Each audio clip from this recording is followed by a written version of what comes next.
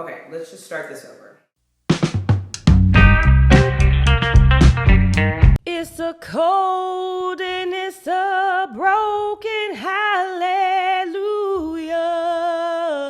Welcome to the Sci-Fi Side under the Believe Podcast Network.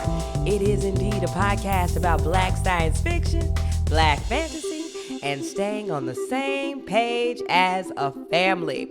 Today is episode 103, and we will be discussing block parties and public sex and the first Purge, directed by Gerard McMurray, also starring Yolande Noel, who is Daniel from Insecure, Jovian Wade, who is a cyborg in Doom Patrol, aka what Ben's calling the best DC show, and a Doctor Who show. Explain that for me real quick. Oh, so Jovan Wade was on Doctor Who for a couple episodes, but he also plays Cyborg, the best rendition of Cyborg, I think, in the greatest DC show called Doom Patrol, which is a live action on HBO Max. And it is so family oriented in the sense that it is about chosen family and dealing with trauma. And it's so fantastic. And Brendan Fraser is in it, which is like the it boy for Gen Z right now. He really is. But also Gerard McMurray, a Black man, he directed the first Purge, which is what we're centering the show on today. I have not seen Doom Patrol. That's why I cut you off, because I have nothing to add to that conversation. I just have to trust that you love it. You could say, what makes it so good, Ben?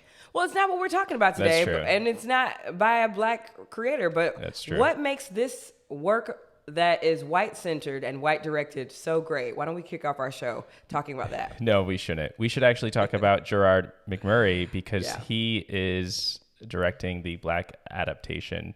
Black is the comic book series directed or created by Kwanzaa Sajifo, who came onto our show and talked with us and was very liberal with his time. And so that is being turned into a film, and I'm very excited to see where that goes. So nice connection here. But he made the highest grossing Purge film, which is the first Purge. Gerard McMurray, which is what we're talking about. It is. Before we get into it, because we actually really enjoyed it. We're kind of a shit show this week just because we're moving and a lot of things are happening. But we still made time to sit down and watch this film illegally on the internet, and it was really, really good. Maybe I should go back and pay for it just to put some money in his pockets, because it was a really great film, and we'll talk a little bit about that in a second. Before we do that, we want to shout out those magical people, the Patreon, aka the Country Club. You are the people that allow us to create full time and allow us to just really pour ourselves into our creativity. We cannot thank you enough. Thank you so much for contributing $1, $2, $5 a month. Special shout out to these friends. I'm sorry if I butcher your name. You know my heart. Come find me and beat me up in the internet streets, and I will restate your name. But here's my best effort right here.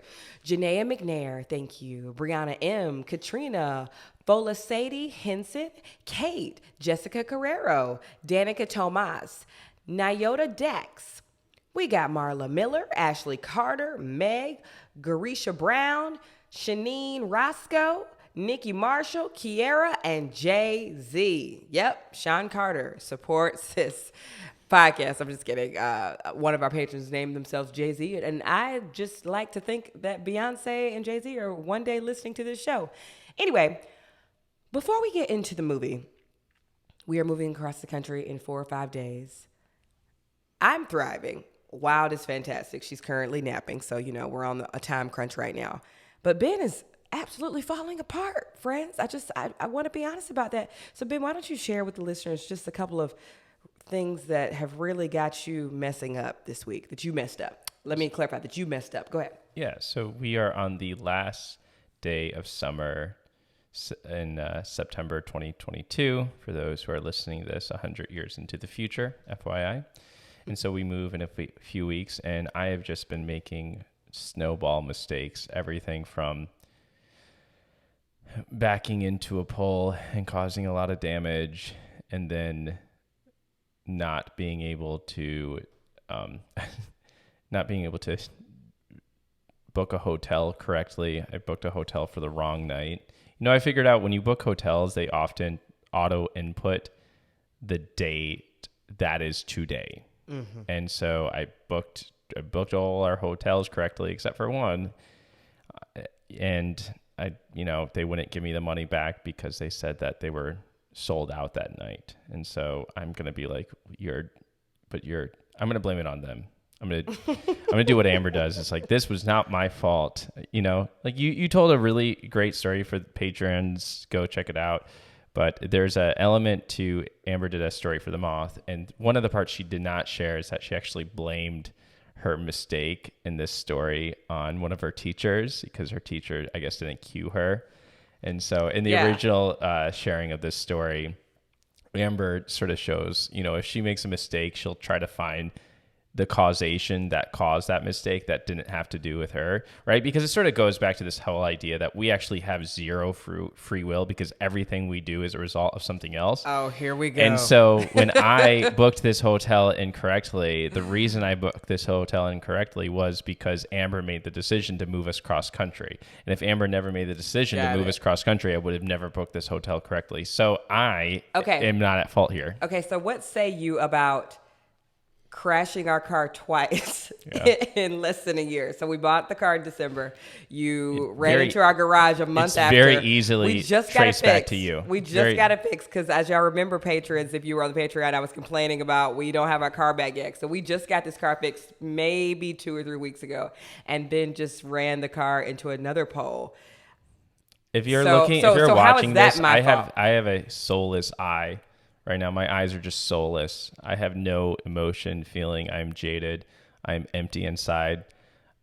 I was like a little nugget, a little acorn of promise and hope, and then that acorn was picked up by a squirrel and shoved in the mouth and then consumed. So all my hope has just been destroyed. It's okay. Ben, and I'm touching Ben's hand right now because I am the number one jokester. I love to roast Ben. Yep. But I know when There's it's not a lot to time, roast here. There's a lot to roast. You're a fucking marshmallow, you are. But I know when it's... whole pig. I'm a whole pig. You're a pulled pork out this and bitch. Just and I'm a grill stick me master. from one end through the other and just put me over a fire and churn me. But when things are... When you already feel bad and you're down on yourself and you feel shitty, I'm the person you want to be around. Yeah. Because I would never just add on to that pile. Because I remember growing up when I made mistakes, love you, Dad, but he is the king of like, well, why would you do something stupid like that? And it just never felt good. It's like, I already feel like crap about this. That's where you got that from. There's nothing that you can say that will make me feel less like an idiot or more like an idiot. Like I feel horrible. So you piling it on about how I'm... So he could say more to make you feel like an idiot. Okay, so what I say this to say, would you like me to change my approach? Because I'm typically very supportive when you make really major mistakes. And even though I'll say, Ben, we've had this conversation before. It's like, I need you to focus. I need you to take a deep breath, pause and breathe, be present and focus. Yeah. Forward focus, Ben. Forward focus. Which, by the way, I wrecked a Ford Focus once. So I know. I'm starting to think I should just do all the driving. Yeah. Scratch his bridge of nose. Anyway, I love you. The patrons love you. The listeners love you. It was a situation that happened. Our baby was not in the car. It was just me and you, and we didn't hit another car. It was in a parking garage. You hit an invisible entity pole. That it was an invisible that fucking cannot pole. move. You hit a really big pole, but you know what it's I really? Okay. You could always say something to make me feel dumber. You really could. Always. There's never a point where I'm always able to feel worse. But is that helpful? No, but now is it helpful when I say to you, babe, pause, breathe, focus a little bit? Yeah, forward focus. Yeah, it could help. It could be helpful. Yesterday was funny. We came back, and it sort of was a good awakening for me. And Amber said something about my stuff being all over. And I was like, your stuff is all over. And then I went around just counting each of our stuff. And let's just say Amber's ratio to my things laid out on the floor, did not bode well for me. Let's say that I definitely had maybe 400% more stuff. So correct. So just zoom out. You're going to take care of this. Well, one of the things I'm super excited about when we get to LA is the fact that we're going to, for the first time living together, we're going to have separate bathrooms. And it's actually a 2.5 bath. So there's like a little bathroom downstairs.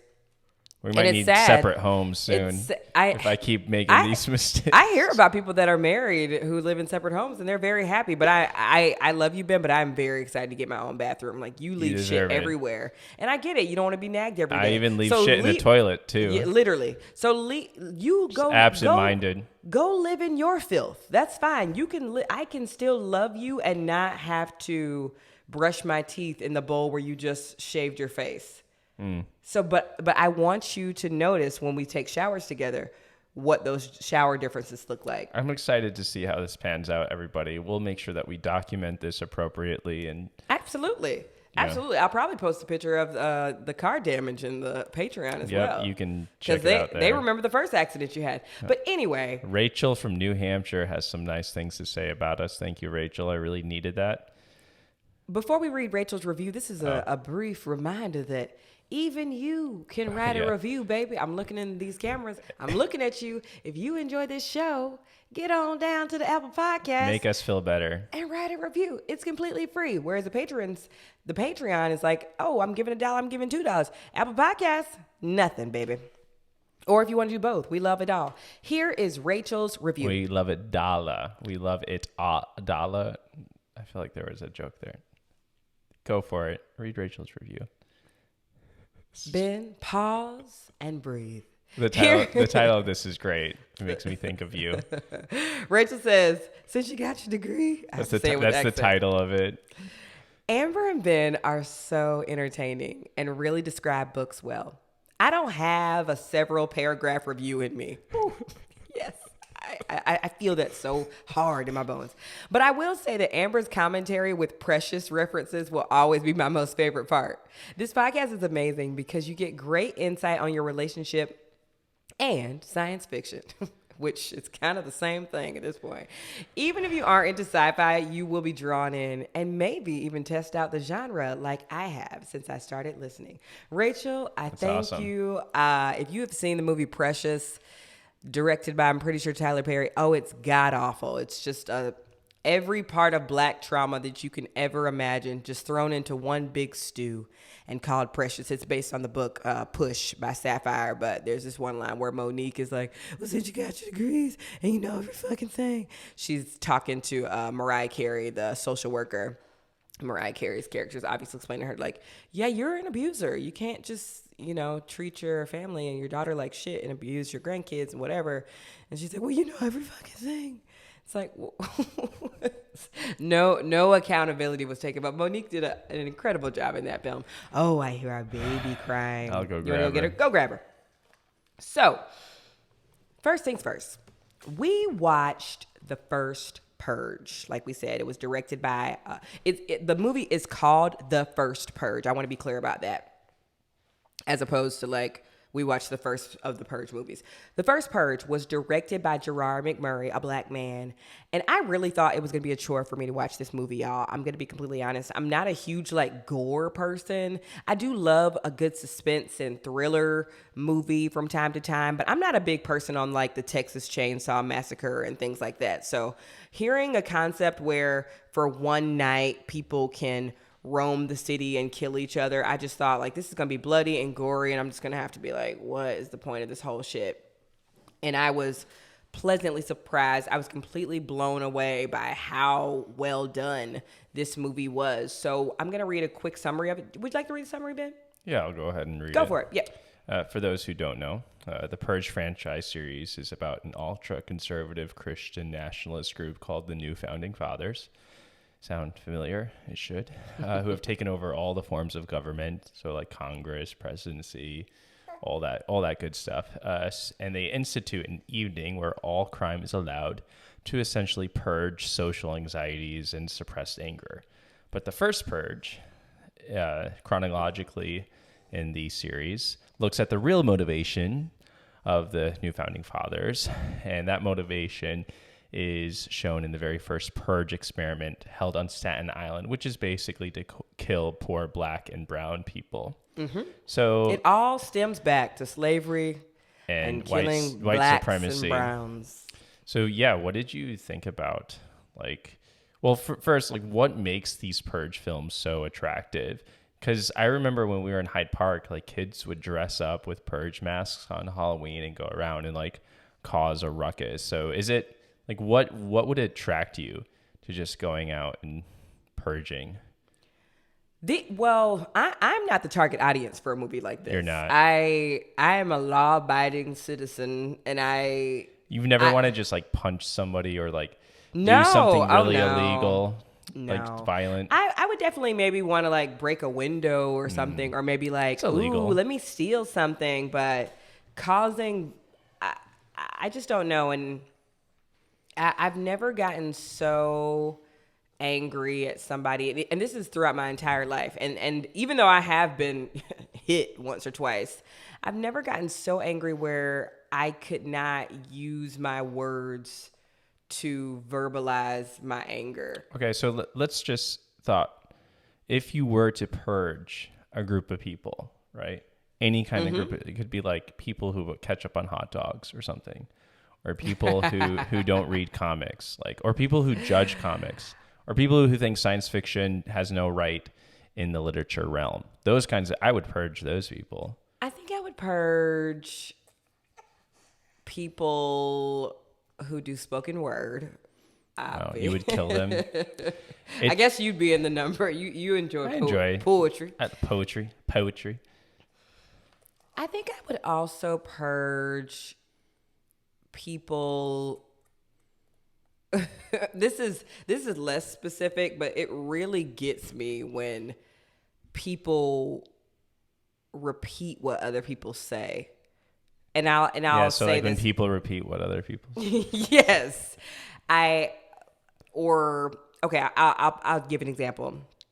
And I recently was a part of this insanely powerful event in Chicago. But a couple of times there were just too many cooks in the kitchen for something. Yeah, cooks in the kitchen. So I remember asking a question about one thing, and it was a yes or no question.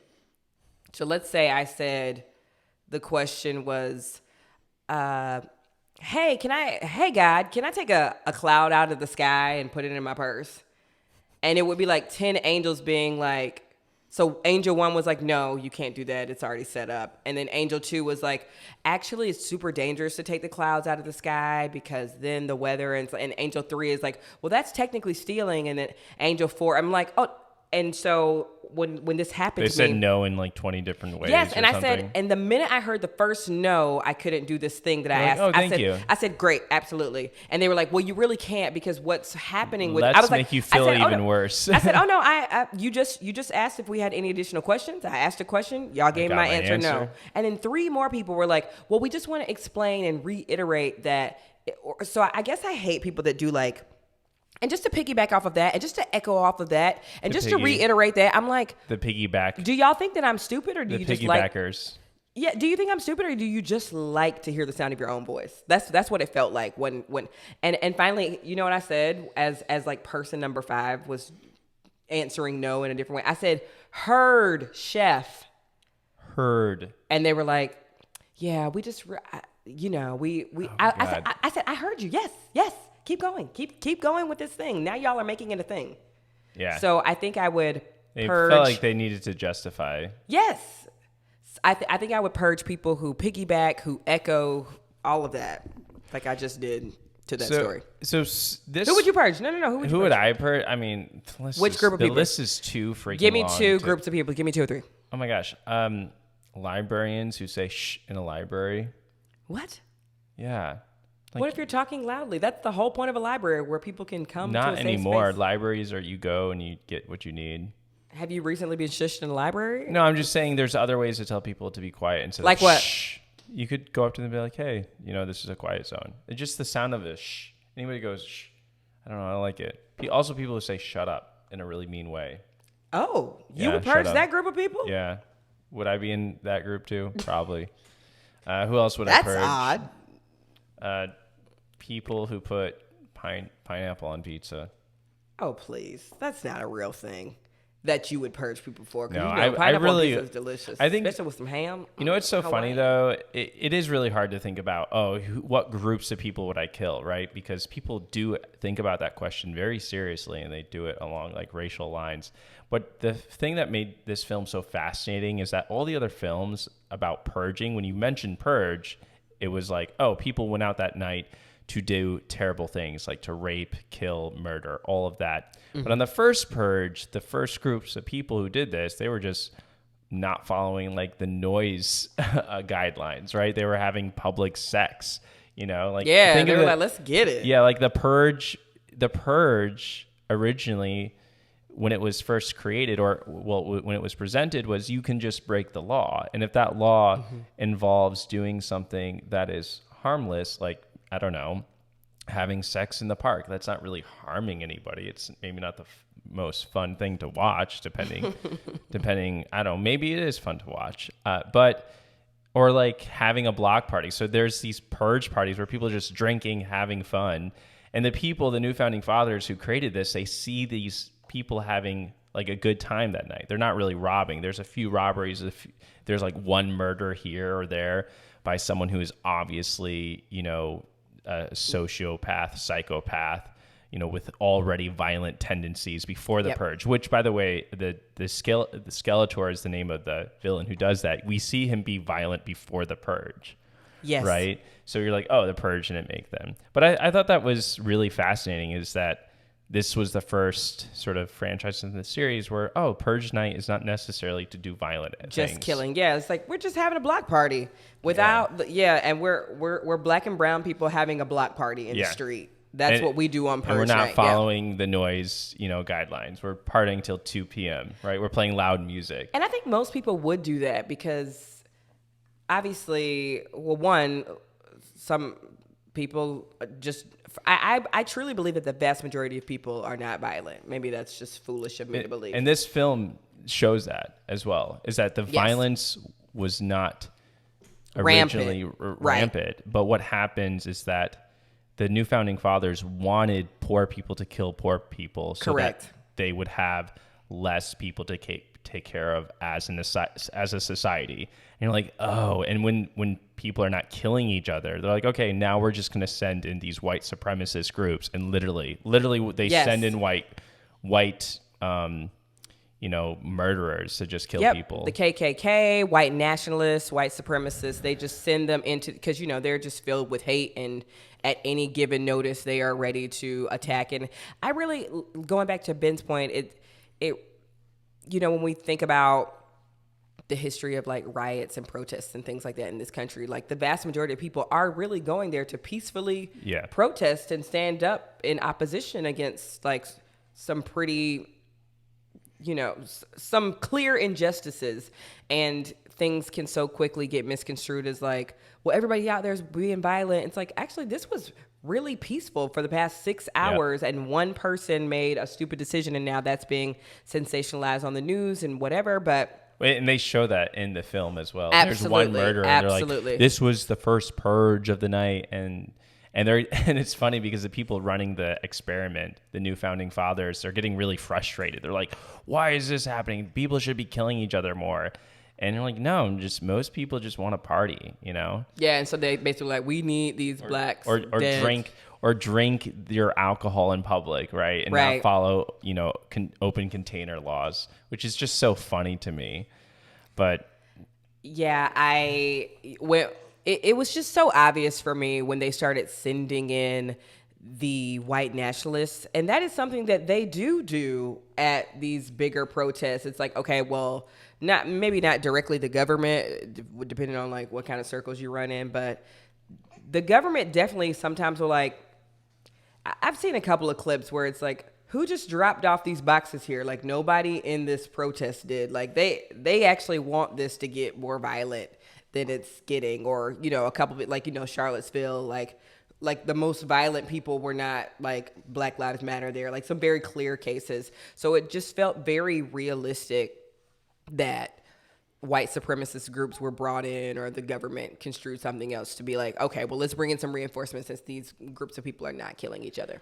Well, something that this film shows really well is what an aristocracy is. And an aristocracy throughout history is basically you pit poor people against each other, right? You mean like aristocrats? Yeah, aristocrats, but aristocracy. An aristocracy, especially an anxious aristocracy, knows that usually it's about 10% of the population, and they know that if the people were to band together and rise up and find out where the true oppression is coming from, they would lose it all, right? Yeah. But it comes really in our situation in Chicago.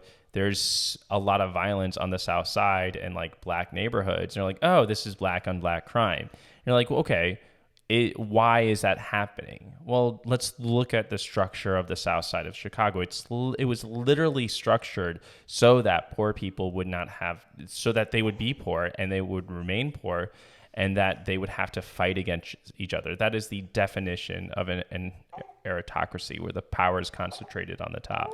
You know, and actually, it's so, you know, I'm a black person. I'm a black person. So it's so frustrating when people make the black on black crime argument. It's so foolish when we've seen, just even in microcosms of events gone wrong, anybody can go from like human to savage in 6 seconds. And I'm thinking about that because Ben and I recently just watched Woodstock 99, which was based on, you know, the Woodstock Music Festival and how mostly white people, white bros. Yeah, pretty much almost like 100% white people from obviously the videos that they showed, maybe a couple of people of color here and there, but like overwhelmingly white. And there were just structures that were not put into place, like safe water and security and things like that. And it went like accessible bonkers. food. Accessible food. There was price gouging happening on the side of the vendors, and these festival organizers, I'll say, the powers that be wanted so bad to like, well, we got to make a profit, over and so everything what else. happens? This ends up being like a complete disaster. People are being hospitalized for heat exhaustion. There's like full anarchy, and then the powers that be are like blaming Limp Bizkit for the chaos, and you're like, no, you're not gonna just. And nobody would ever see that and say like, look at this white on white crime. It's like, no, these people were mistreated. They were promised things that they were not given, and they hit the fucking roof. And that kind of happened at Fire Festival too. It goes from zero to Lord of the Flies, and when the structures are not in place. When the structures are not in place, issue. And in a lot of black and brown communities, the structures are not in place. And so I wish if anybody, I haven't really actually had somebody to my face make the black on black crime argument in a very long time, except for maybe like, you know, a problematic grandparent of mine even. Yeah. Because sometimes black grandparents would be like, we killing ourselves these days. We used to carry ourselves with some decorum. And it's like, no, like we just have more media that can capture these like in-person moments right now. But black people were dying in your day too, Grandpa. Like, okay, come on now. But yeah, I definitely think I really enjoyed the first Purge, really landing the point home of like, this group of people were not being violent towards one another until these like night riders came in to just, you know, take out and devastate this black community. Yeah, this film is very clearly, parts of it do not feel like science fiction or near future. There's a scene that has a direct callback to the 2015 Emmanuel African Methodist Episcopal Church that happened in the shooting that happened in Charleston. There's a very clear like through line of Christian nationalism. For those who don't know, Christian nationalism is probably the most dangerous threat to American society right now. And I want to be very clear, that's very different than Christianity. Christian nationalism are people like Lauren Boebert, who believes that that there should not be a separation between church and state. She's claimed that, and that they believe that, you know, God anoints presidents, and that, you know, Christian law of the Old Testament should be applied in this day and age. And so that is Christian nationalism. It's a very racist, very racist ideology. They don't believe in mixing. Yeah. At these Christian nationalist conventions, they've had, people who advocate for ethnic cleansing come and speak. Ew. It's terrible. And these people are actually getting voted. Like Lauren Bogart. Quick Shameless plug. Please watch Sins of Our Mother on Netflix if you enjoy just some religious true crime. And please, when you're finished, go do two things.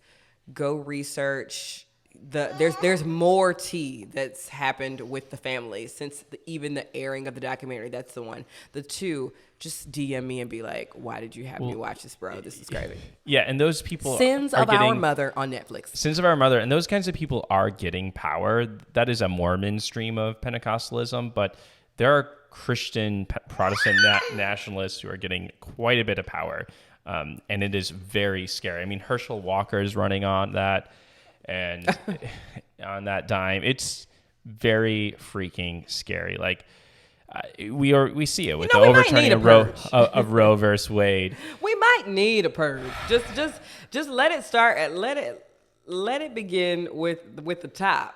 Like why don't y'all do it first and then we'll follow? Why don't we do a trickle down purge? How about that? Y'all want to trickle down everything else? Something that Black people are going to do, because that's what they do, is that they create structures without white people. Oh yeah, I was like, where are you going? Yeah. They just There's this whole idea, like people, like you could literally enslave an entire group of people. They're going to create culture. They're going to create structures, and it's just so paramount to how I think Black folk in this country have been able to thrive and survive. And it does show at one point that the Black folk are fighting back. They fight back, and there's this resistance, and they band together, and it was really satisfying. Oh my gosh. Let's talk about that for a second, because the film sets it up, spoiler. The film sets it up where sort of these gangs are running the community. And I like that they did that. It's like, let's not try to sugarcoat everything. Like, this is a lower income community. So, of course, there's some drug dealing happening here and there.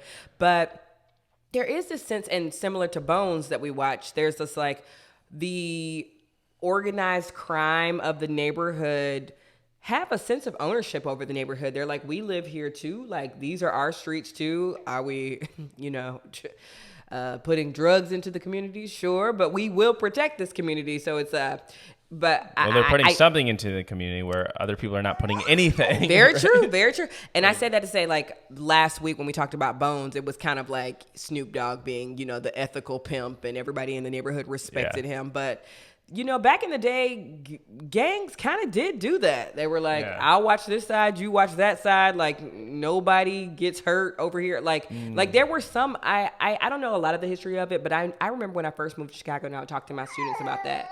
And they would say, like, there are days where these gang leaders would all sit together at a round table and just, like, make decisions. And it's, like, just a degree or two away from just how aldermen get things done. And you know what I mean? No, absolutely. Well, it also makes me think that maybe there's this trope in, like, I guess it would be, how would you even, urban literature of the ethical pimp or the ethical drug dealer. Yeah, what did you call it? Lawful. You call it like lawful evil, I guess. But they're not lawful, though. I thought you would call it like unlawful good or something.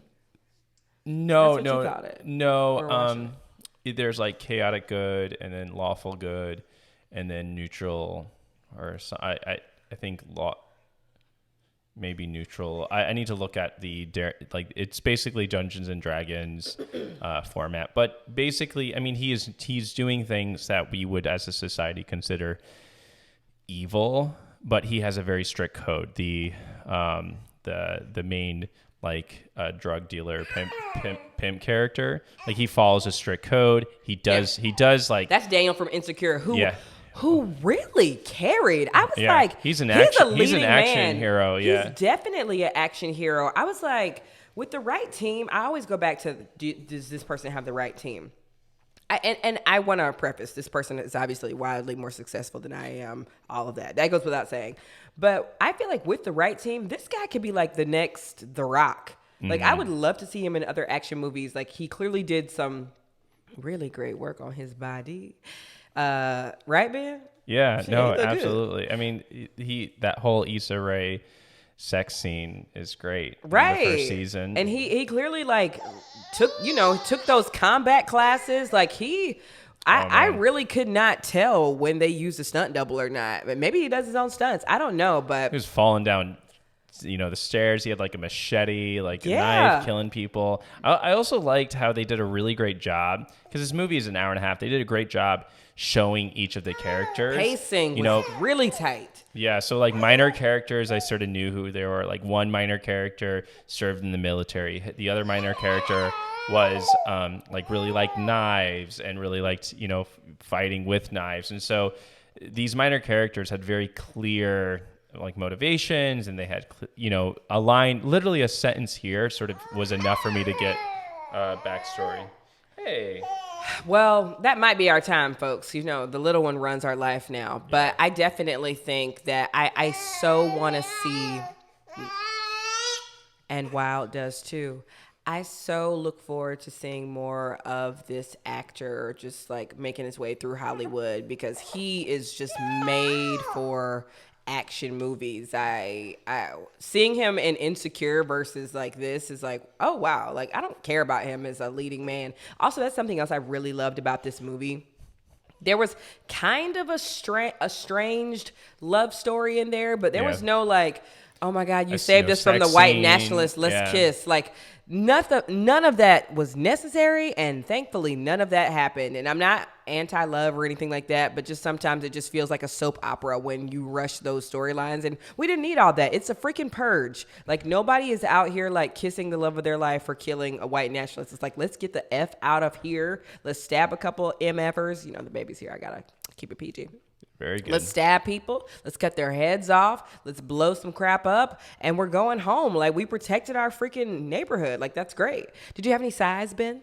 Not really. Like, the blood is very clearly CGI'd. It's not real effects, but I thought it was cool. It looks like a video game. I think it would have been fun to see it last a little bit longer, like the film lasts a little bit longer, to get a little bit more characters here or there. And I guess because I haven't seen any other of the other Purge movies, it's sort of hard to see where this fits with them all. Mm-hmm. But I think I will watch the other ones. I think this made me really interested in them.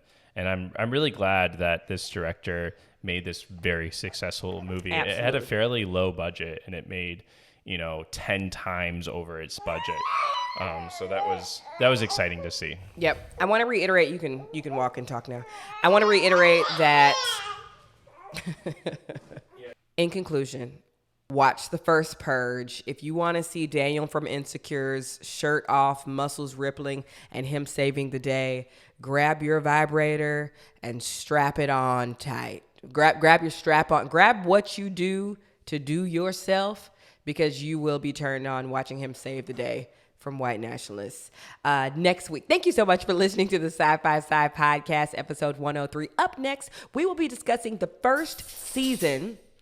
Whole family's in here. Great. We'll be discussing the first season of Woke. It is on Hulu. It's created by Keith Knight, and we are really excited to watch this because we didn't really know it was a little bit of magical realism happening there. So be sure to watch Woke, the first season, on Hulu, and we will see y'all next week for the show. Bye, y'all.